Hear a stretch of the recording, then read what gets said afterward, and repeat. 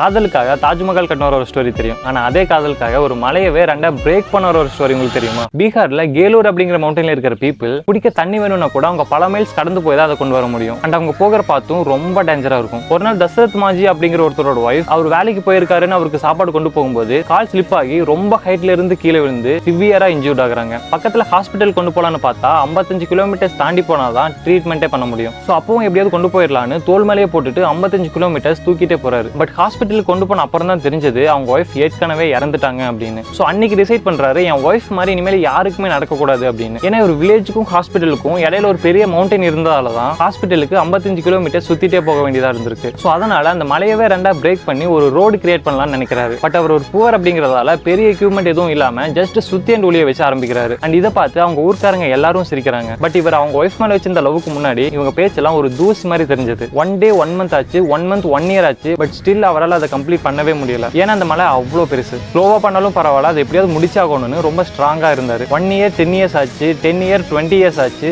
After 22 years கடைசியில he made the impossible. 300 foot long and 30 feet wideக்கு ஒரு road create பண்ணி 55 கிலோமீட்டர்ஸ்க்கு இந்த டிஸ்டன்ஸை வெறும் 15 கிலோமீட்டர்ஸ்க்கு கம்மி பண்றாரு. ஸோ இதனால அவங்க வில்லேஜ்ல இருந்த நிறைய பீப்புளோட லைஃபை சேவ் பண்றாரு. இவரோட ஒர்க்கை ரெகக்னைஸ் பண்ணி அந்த ரோடுக்கு தசரத் மாஜி ரோடுன்னு பேர் வைக்கிறாங்க. Love doesn't just break hearts, if it decides it can break mountains too.